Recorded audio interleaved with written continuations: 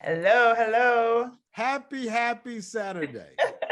Happy Saturday. Oh my God. Now listen, you were there in real life, real person, the first one, and before then. And I think I would be remiss, as much as you've been so helpful in my life. Again, even traveling to Haiti to see you, like literally, and you probably were one of the first people to meet my wife in my circle of friends because she didn't Yeah. even have a visa. So this my cleaners literally supported me when I was a dead, busted cleaner guy. Again, you've always been amazing. I know I've had my ups and downs on this road, but you've definitely been a phoenix in the sun type thing.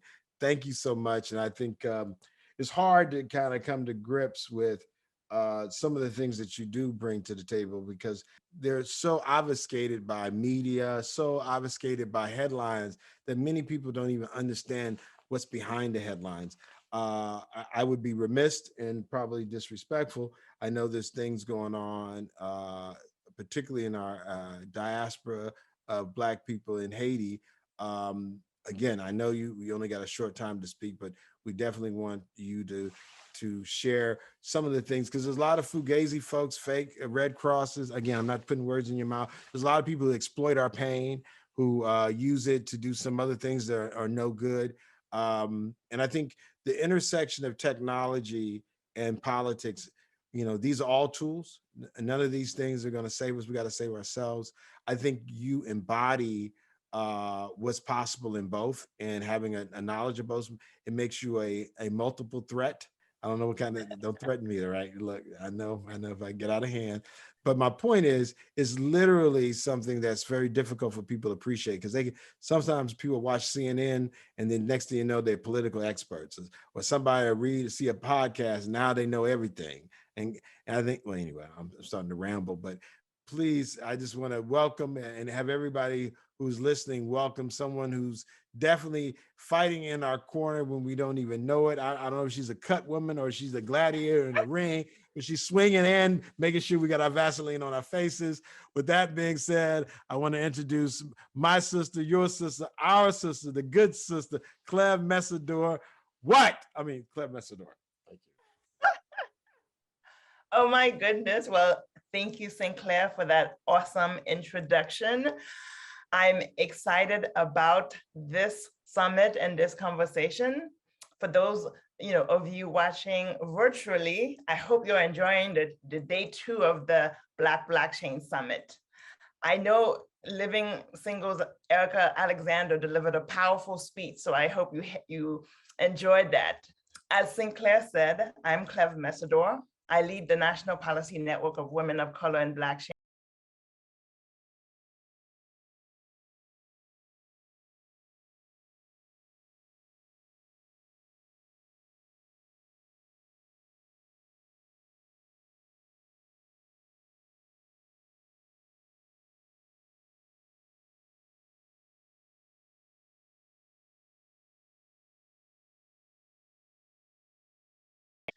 But because of COVID, we had to be fully virtual.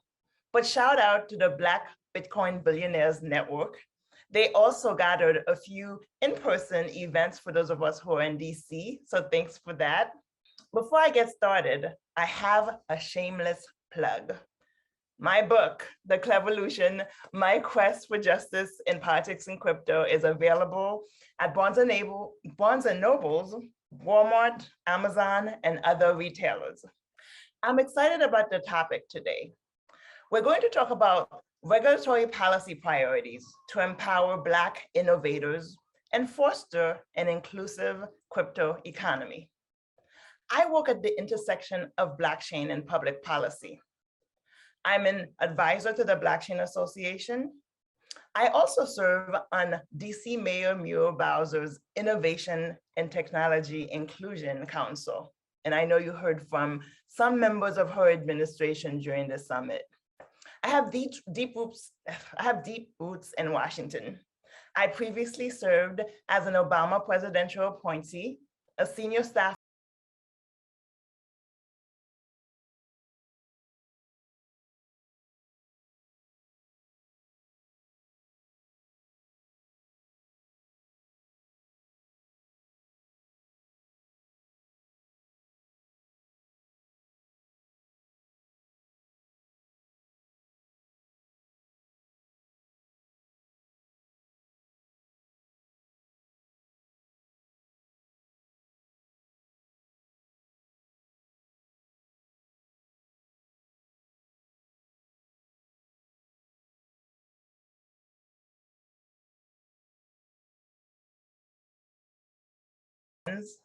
Deirdre McIntyre of Black People and Cryptocurrency, you just heard from her, and DeFi founder Jomari Peterson, we all highlighted that it is Black and brown software and hardware developers, miners, and stakers who will suffer the consequences of the cryptocurrency tax provision that is in the infrastructure bill that the House is slated to vote on in the coming week.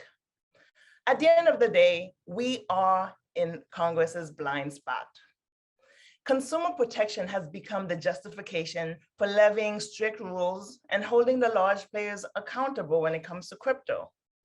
Yet, this seems at the expense of micro enterprises, the very ones that are fueling the crypto marketplace. Let's face it, the large players have the lawyers and the big bucks to survive and thrive. But it is Black and brown entrepreneurs who will end up paying the price and end up empty-handed. We saw this play out with the PPP loans last year.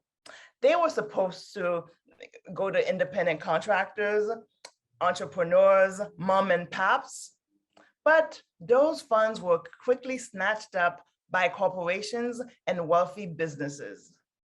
And when Congress tried to tighten the rules, Black and brown businesses were further pushed out. Protectionism has rarely benefited the most vulnerable. Look at what's occurred globally. Stringent regulations without intentional considerations and safeguards for micro enterprises will continue to yield the same results. The rich will get richer. Crypto is in its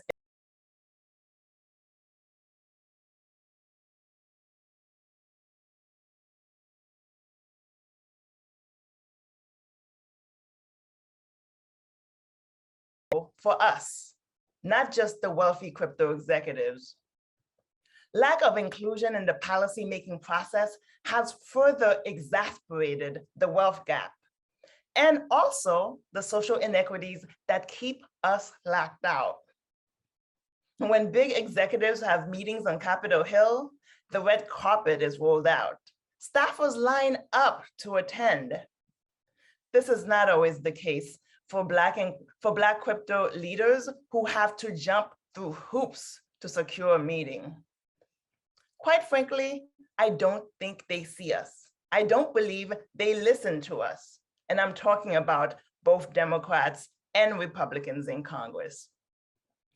They are so laser focused on the Goliaths, they ignore the Davids. Even when we get a meeting, they stay focused on the issues dealing with the Goliaths. They use our time to get our insights about how to address the Goliaths. I want to scream, your quarrel is not with us. Give us our time. We want equal time. I feel a unique message about strategies to advance economic empowerment is being eclipsed. They are having the conversation about financial inclusion with the wrong stakeholders. I don't even think some of them know that's in fact what they are doing. So we have to fight and scream to be heard. We have to do whatever it takes to ensure regulatory policy is not a tool to ensure the future of money reflects the same rules of the past, the same rules that make it impossible for crypto enterprises by Black entrepreneurs to get locked out of the marketplace.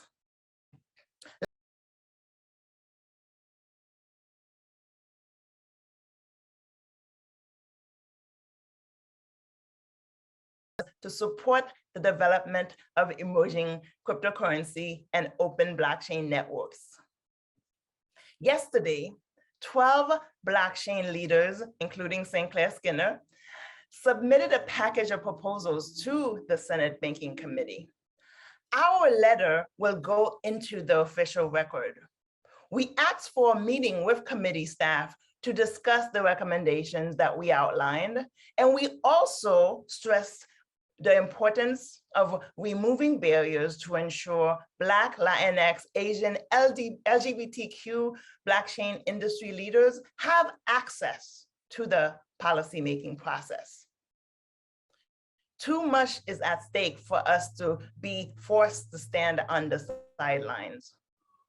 I was encouraged recently when One United Bank, America's largest Black-owned bank, published a post to highlight the work innovators of color in crypto are doing. They spotlighted 3 of us as part of the Black Crypto League. I was honored to be featured along with Bitcoin and Black America author Isaiah Jackson, who you heard from earlier, Black people in crypto's DJ McIntyre. Both of them have spoken during the conference. Last week, I had a call with One United President Terry Williams. She is a visionary Black woman, and she understands the urgency for digital equity. And she wants to empower Black innovators and social justice advocates to disrupt the status quo and strengthen our communities. She shared that when she was coming up, she would hear folks say their ice is colder when they're comparing Black products and services with white ones. Today, she publicly proclaims that her bank is unapologetically Black.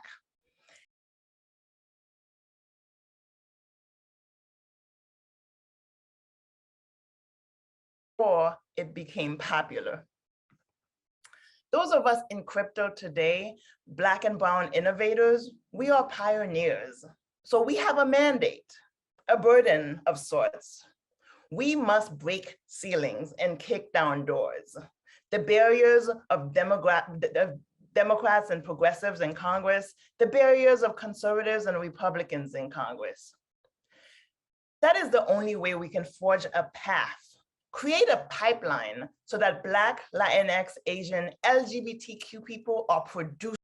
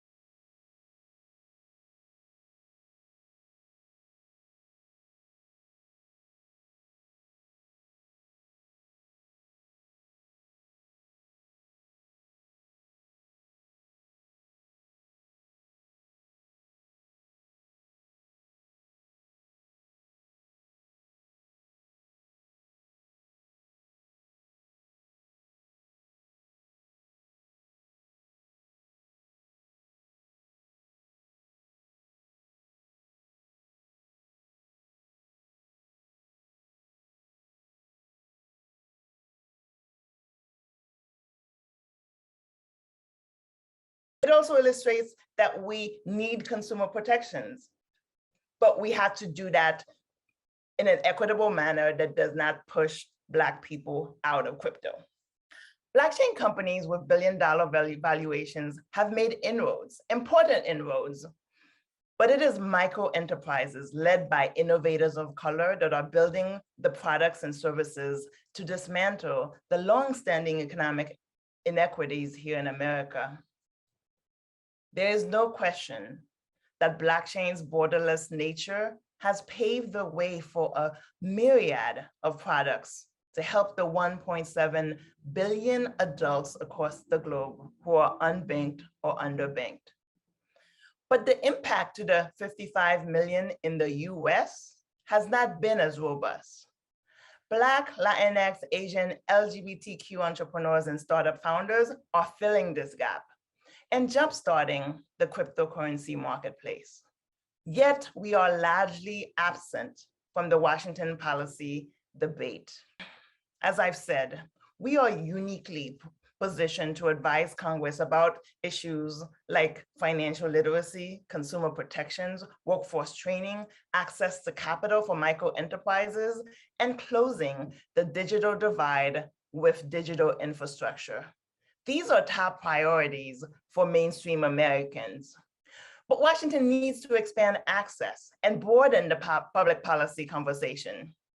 Too often, it is old data sets, old rules, old standards, which are not inclusive, that inform decisions. We need new legislation to redirect funding to where it has been absent, to help rewrite the rules of engagement and level the playing field in order to truly build an open and inclusive economic future.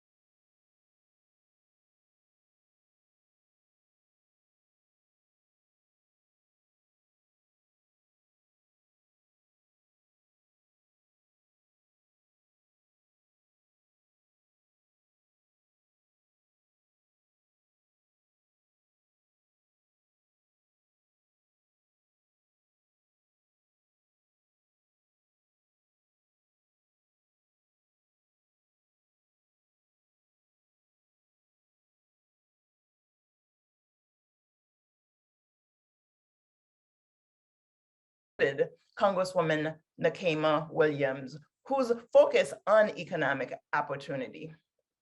This month, the Blockchain Association also collaborated with the Embassy of Haiti in DC to host a blockchain symposium to shift focus to digital infrastructure as part of Haiti's rebuilding process.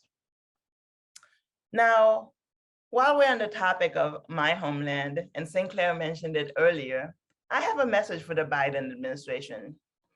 There is absolutely no justification for your action to ship Haitians back to where they were fleeing from. They were fleeing from the 2010 earthquake, 12 years ago, when the US had $13 billion and squandered it to help them. So the same way people who were looking for help, you decided to ship them all back. People don't just disappear. Thank you for clearing the bridge. Great photo op. But Haiti was just hit by the devastation of the assassination of their president. Recently, this devastating earthquake took us further backwards, and nature followed that up by a tropical storm.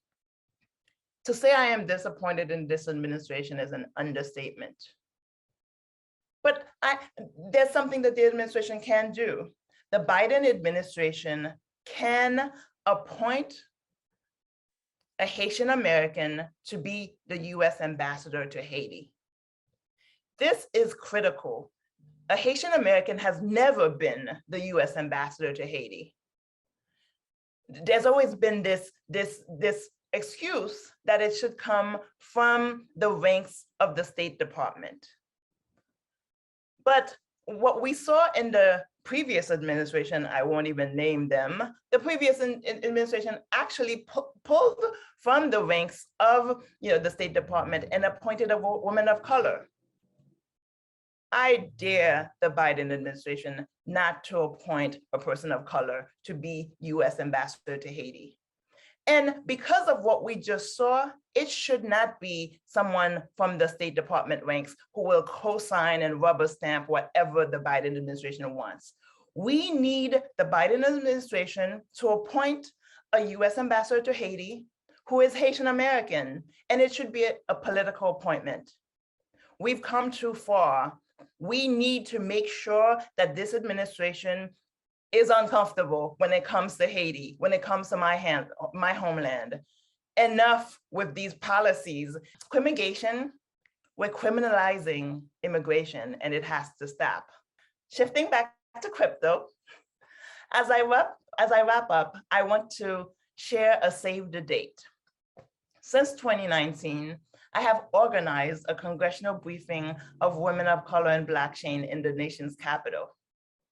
We will again be hosting this in person next March. So save the date, March 2022. Thank you for tying everything together between, mention myself and Isaiah and, how we and yourself feel in terms of both administrations listening to us in the Black crypto space. I don't think I'm going out on a limb to say that the vast majority of us view ourselves as either Democrats or progressives. So we would love to see the Democratic administration actually, listen to our views on crypto. And you absolutely stated what needed to be said about Haiti and them dropping the ball. I mean, I think in my lifetime, every administration across the board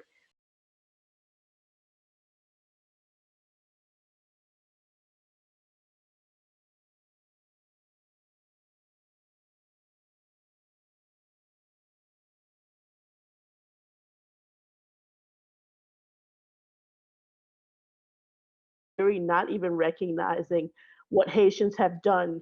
There's no New Orleans without Haitians. There's no Chicago without Haitians.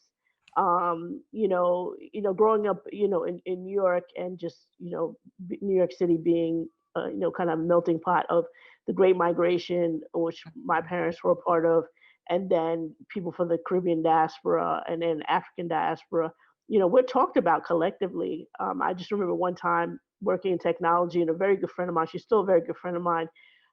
When you happen to be the lone Black face, sometimes in technology, you hear things because they're comfortable with you. And then they go, oh. So she was talking and she made a reference of a code name of Brooklyn being called Little Africa. And then she looked at me because she was like, oh, this is something that, we talk about amongst ourselves. And I said, that's a very accurate characterization. Brooklyn is Little Africa, and people don't want to recognize that the diversity of Brooklyn, the heartbeat of Brooklyn, the reason why Wall Street wanted to extend into Brooklyn had everything to do with African American, Caribbean, African, whether it's north, south, east, west, or whatever, and the vibrancy that all of our communities brought, in addition with the Eastern European immigrations, to make Brooklyn what it is. So yeah. She was of Eastern European background, and even she recognized, she was like, yeah, we kind of call it Little Africa. And she said, I don't want to leave Brooklyn. I love Brooklyn. And she still lives in Brooklyn to this day.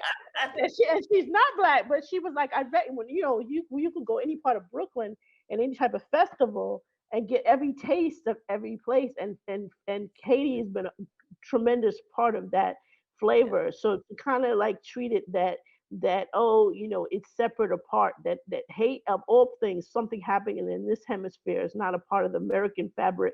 And it can be extended to our Latinx brothers and sisters too. Yes. We essentially, when we're eating American foods, the draw of American foods is actually African and Native American, and that Native American is Latinx and Caribbean. It's that fusion almost before European. European is kind of third in the line. You think of American food, tomatoes and potatoes. all of that is coming out of, the native culture, the native eating habits, and the adaptation of what Africans did and bringing their cooking styles to these American ingredients. We have to recognize the diversity, that we're all linked, and it can't be all, every single time seems to be an exception where Yeah. people of African descent or Black people around the world, and I say around the world because we don't even talk about what's going on in the Pacific and in between Papuans and genocide and all that stuff. And we Yeah. know it's Blackness. It's that African phenotype. Melanesia. Yes, yes, the I Melanesian. mean, it's It is. literally called the Melanesian Islands. That's what they call Melanesian. When I saw them folks, they look like Negronesians. I mean, they would literally look like us. I was like, okay, I get it. Literally called Melanesia. Oh, wow. Cliff, So you what predict- projects are you working on? What are you doing? I know you're doing some back where your folks are from in Haiti. What anything that the community can do to be helpful with that?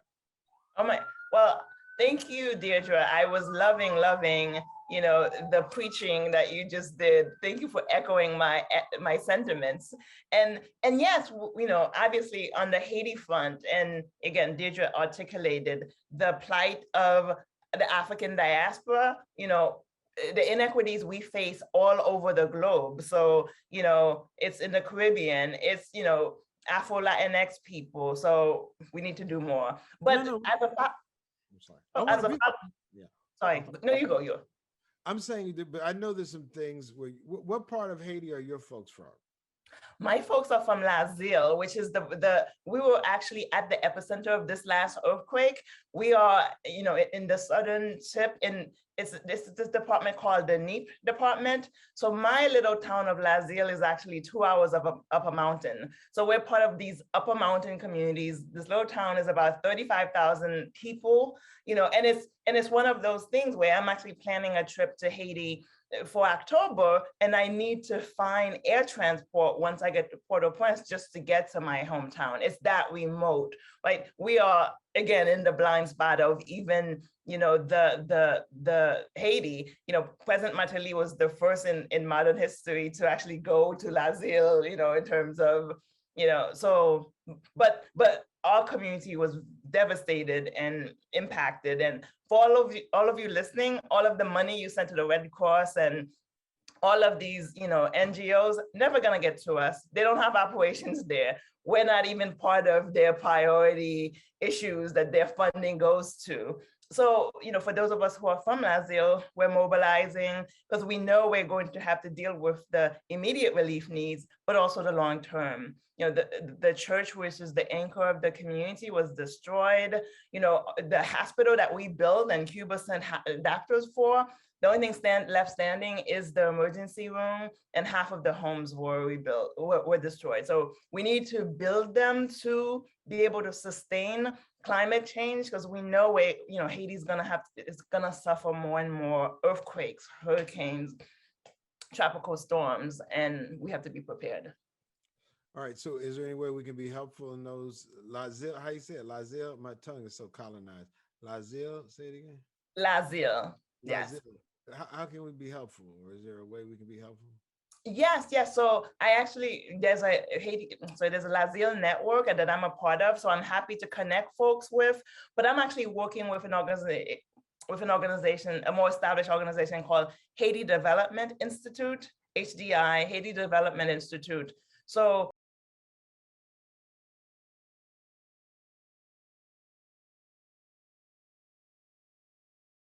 all Haitian owned.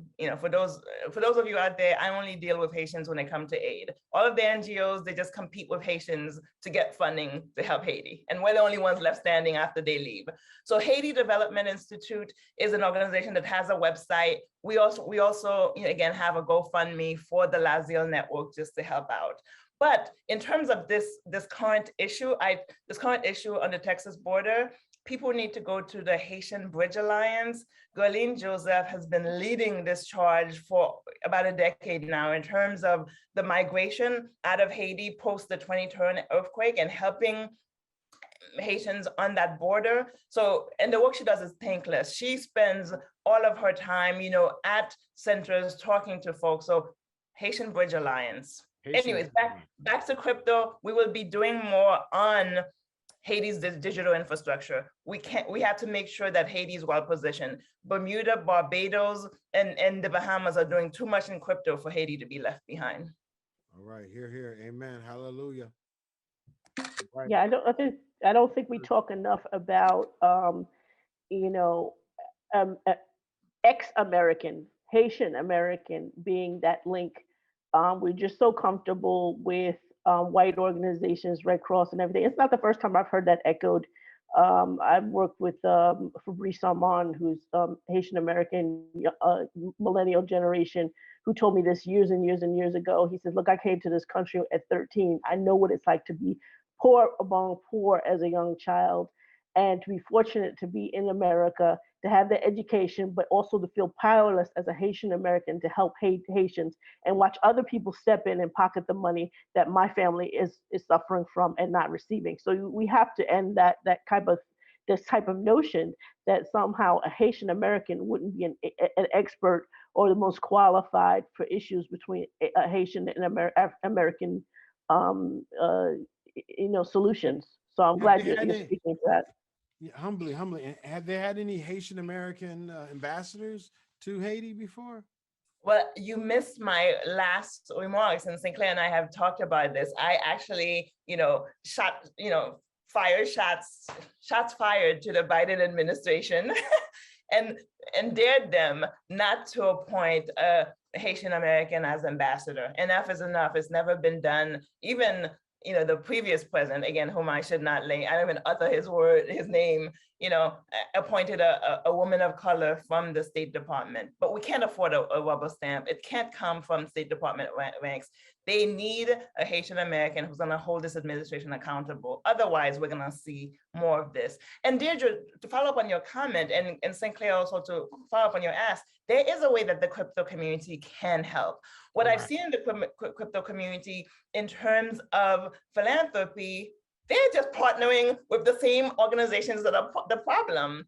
They're just making it easy for the NGOs to make more money. For them, decentralization means that we don't go to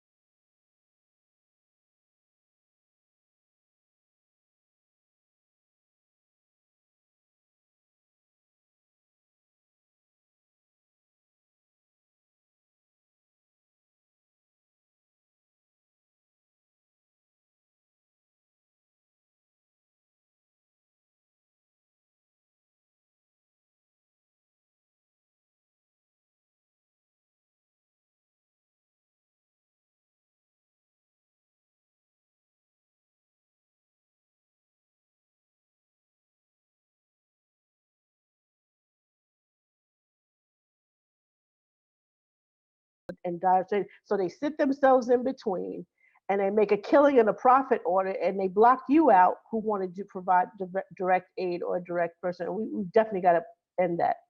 Yeah. And look, I know, Sister Clay, we want you to have the last say, or Sister Deirdre. I'm not going to try to do that misogynistic man trying to be the last one. But I did want to add this little piece because what y'all said was already better. Mine is small like this one.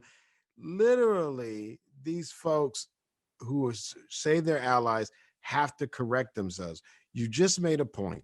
Stop giving to these centralized bloodsuckers. And this is to all our crypto, so-called allies, how you want to call yourself. You down with Black folks and you keep giving to them same folks, whooping and abusing and misleading folks. Yeah. You're part of the problem too. So we're very clear that we as a community at crypto, if everybody's trying to be post whatever they post, stop going back to those folks who doing those bad things and blood sucking and rent seeking and extracting as third parties.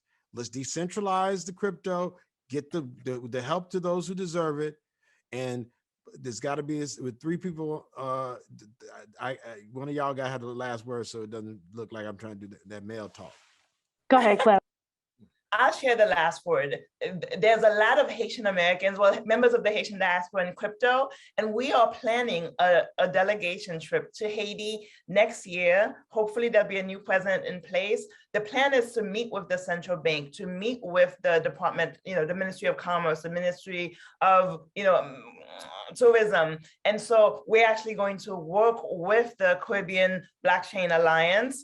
And so we'd love to have Black innovators in crypto join us for that trip. It's going to be a listening trip to connect with, the Haitian policymakers, but also to meet with the entrepreneurs who really are leading the space in Haiti. So